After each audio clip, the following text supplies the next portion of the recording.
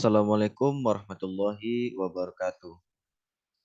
Pada kesempatan kali ini saya akan menyampaikan sosialisasi bencana hidrometeorologi sebagai tugas ujian akhir semester mata kuliah Geografi Mitigasi dan Bencana yang dosennya sendiri yaitu Bapak Dedi Harmon. Nah, untuk sosialisasi bencana hidrometeorologi disusun oleh Vicky Aulia Pratama, saya sendiri dengan NIM 2136080 Prodi Geografi dan Kependidikan, Universitas Negeri Padang. Bencana hidrometeorologi. Secara geografis, sebagian besar wilayah Indonesia berada pada kawasan rawan bencana termasuk Sumatera Barat. Seperti bencana hidrometeorologi yang mencakup fenomena di atmosfer atau meteorologi, air atau hidrologi dan lautan oceanografi. Penyebab bencana hidrometeorologi yaitu bencana hidrologi disebabkan oleh rusaknya sistem dalam siklus hidrologi, sehingga mempengaruhi kestabilan kondisi iklim dan cadangan air di permukaan bumi. Kondisi ketidakteraturan pola hujan, tidak konsistennya variasi musim hujan dan kemarau, hilangnya fungsi hidrologi daerah aliran sungai atau das, hilangnya jutaan hektar hutan akibat pembakaran liar, menyebabkan degradasi lahan yang berlanjut pada bencana banjir dan longsor. Intensifnya pembukaan lahan untuk kepentingan pemukiman, pertanian, dan perekonomian mengakibatkan lepasnya karbon ke atmosfer sehingga konsentrasi gas CO2 terus meningkat dan menjadikan bumi bertambah panas akibat pemanasan global. Kondisi ini menyebabkan musnahnya keanekaragaman hayati dan dilindungi sumber-sumber air. Nah, ini kita ambil dari referensinya buku Bapak Dedi Harmon. Yang C itu contoh bencana hidrometeorologi. Nah, bisa kita lihat bahwasanya di sini ada berita-berita tentang bencana alam. Yang pertama itu ada banjir. Eh, Banjir sendiri adalah meluapnya air sungai karena tidak mampu menampung debit air hujan yang turun. Dalam bentuknya lebih parah dan merusak, banjir bisa berbentuk banjir bandang. Banjir bandang adalah meluapnya air yang terjadi dengan tiba-tiba dengan debit yang sangat besar. Nah, banjir bandang ini terjadi ketika hujan terlalu deras dan juga sungai tidak dapat menampung debit air yang terus bertambah ditambah lagi dengan sedimen-sedimen yang lain. Akhirnya sungai meluap dengan sedimen-sedimen lain atau material lain seperti tanah, batu dan lainnya sehingga menyapu setiap yang dilalui. Yang kedua, ini kita bisa lihat bahwasanya ada berita tentang tanah longsor di Sinjalawi. Itu di Sinjalawi merupakan daerah yang rawan longsor, terutama pada saat hujan. Nah, juga ada longsor di Pasaman Barat yang memutuskan eh, akses jalan. Nah, longsor sendiri itu merupakan perpindahan material dari ketinggian ke kerendahan yang terjadi pada musim hujan. Setelah musim kering yang menyebabkan permukaan tanah retak dan berpori. Saat tanah retak, maka air makin mudah meresap ke bagian dalam tanah, membuat kandungan air dalam tanah menjadi jenuh. Nah, ketika ada hujan, terutama hujan yang deras dan tidak berhenti berhenti, itu tanah bisa jadi tidak bisa menampung air hujan tadi atau eh, air hujan tadi masuk ke dalam tanah yang tanahnya itu tidak menahan atau di sana terutama tidak adanya pohon-pohon yang bisa menahan atau menyerap air. Yang ketiga yaitu kekeringan.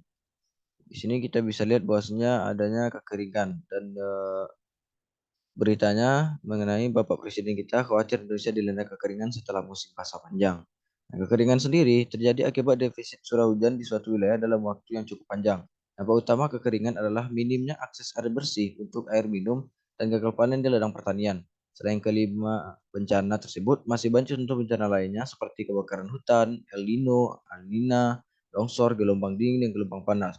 Nah, El Nino dan La Nina ini merupakan fenomena atau peristiwa alam yang terjadi di Samudra Pasifik, terutama El Nino itu di dekat pantai ekuator. Nah, kalau El Nino ini kan menyebabkan kekeringan yang panjang, dampaknya juga terhadap Indonesia.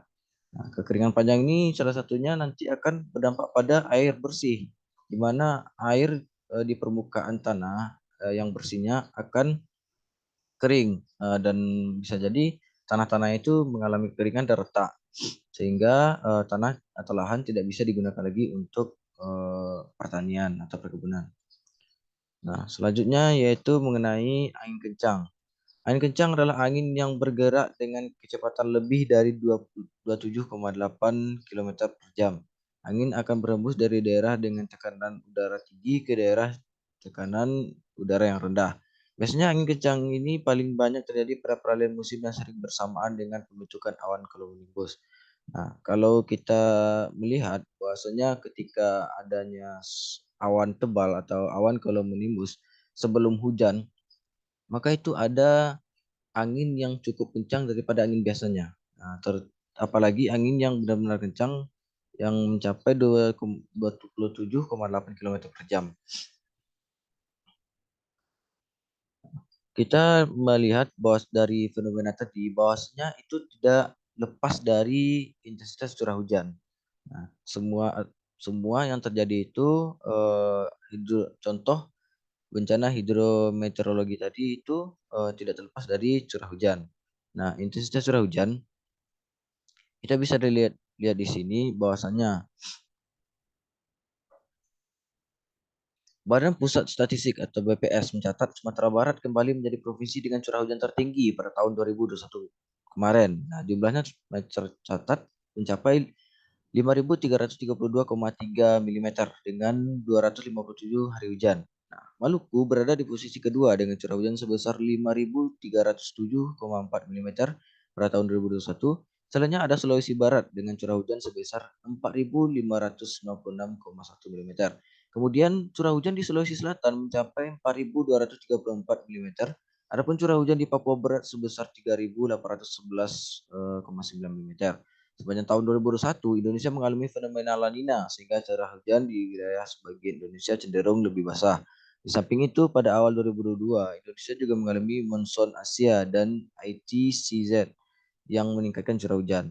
Nah, kita tahu bahwasanya La Nina ini merupakan fenomena alam yang berdampak pada yang memberikan pengaruh terhadap suatu wilayah yaitu meningkatnya curah hujan. Nah, salah satunya kita sebagai di negara Indonesia berdampak terhadap curah hujan atau fenomena La Nina.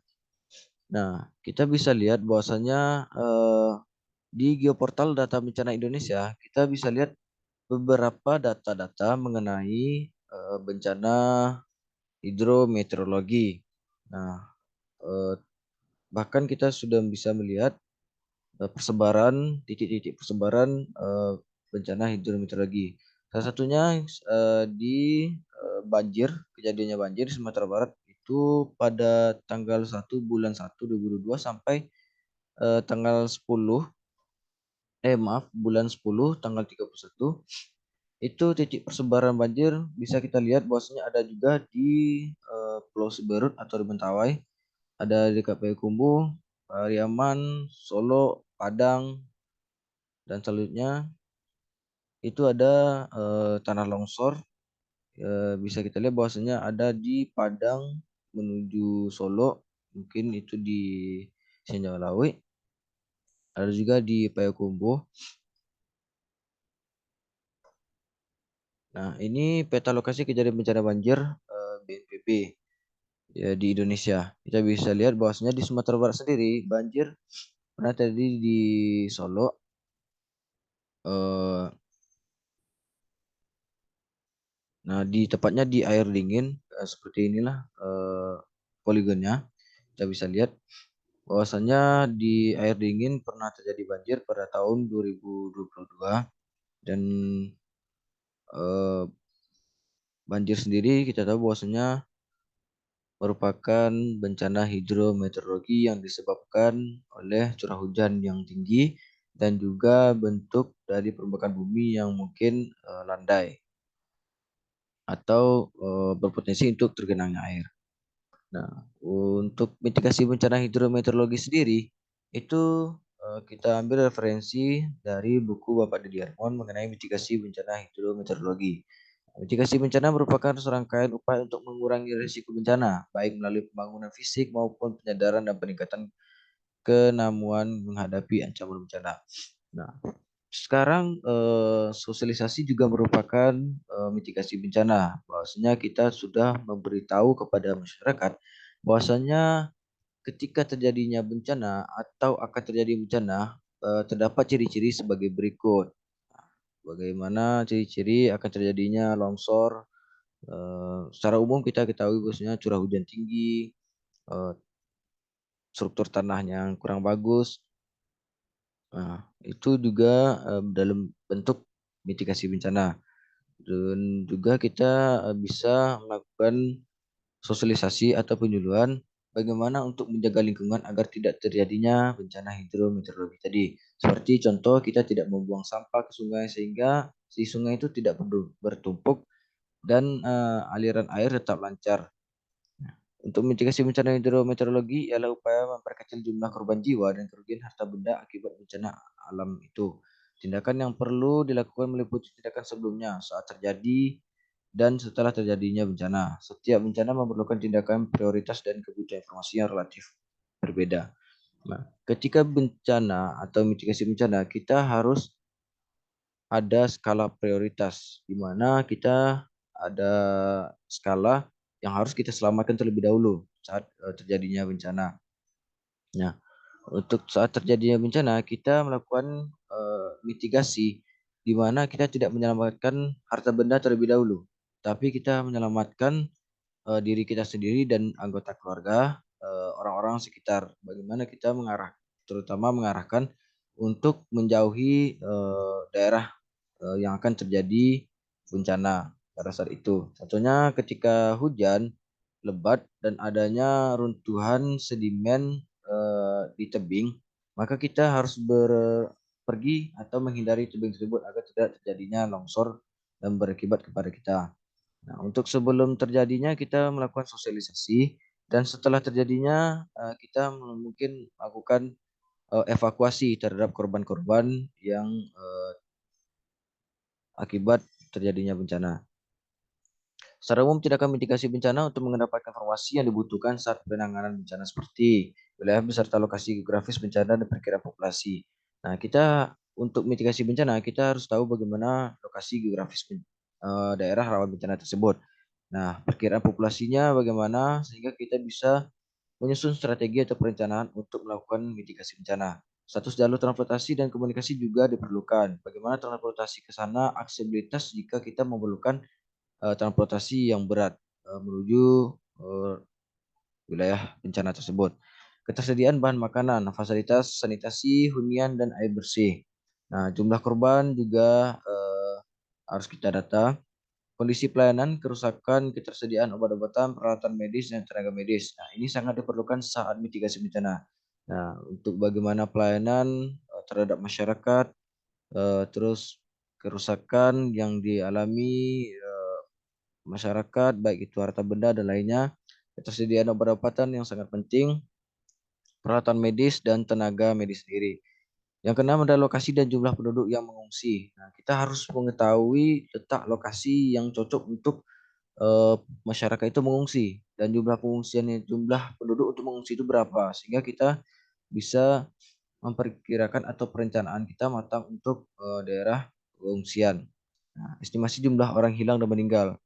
Ketika kita sudah tahu berapa anggota yang belum ditemukan, anggota keluarga belum ditemukan, kita harus evakuasi tinjau ke lapangan saat terjadi bencana itu atau setelah terjadi bencana itu untuk mengetahui berapa orang yang hilang atau menemukan orang yang belum ditemukan tadi atau bisa jadi hilang karena terhimpit sedimen longsor atau meninggal karena terbawa arus banjir atau terhimpit karena pohon tumbang.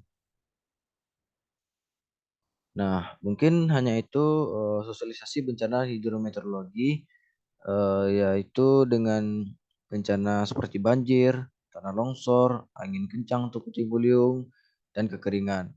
Dan yang berdampak sekali kepada Sumatera Barat, terutama di Sumatera Barat, itu banjir dan tanah longsor, di mana intensitas curah hujan di Sumatera Barat ini cenderung tinggi setiap tahunnya dan setiap tahunnya juga ada terjadi bencana di Sumatera Barat dan di tersebar di seluruh daerah atau desa di Sumatera Barat. Nah, untuk itu kita harus waspada untuk menghindari yang namanya korban jiwa, untuk menghindari terutama untuk mencegah bencananya. Salah satunya seperti bencana banjir agar tidak kita membuang sampah lagi ke sungai sehingga sedimen di sungai itu tidak menumpuk dan air sungai tidak meluap keluar sungai. Dan juga longsor kita menghindari membuat bangunan atau perumahan atau pemukiman di daerah yang sekiranya rawan longsor. Diimbau kepada masyarakat agar ini menjadi perhatian penting karena setiap tahunnya akan terjadi, kemungkinan akan terjadi bencana banjir dan longsor tersebut. Nah, mungkin hanya itu yang dapat saya sampaikan. Terima kasih. Assalamualaikum warahmatullahi wabarakatuh.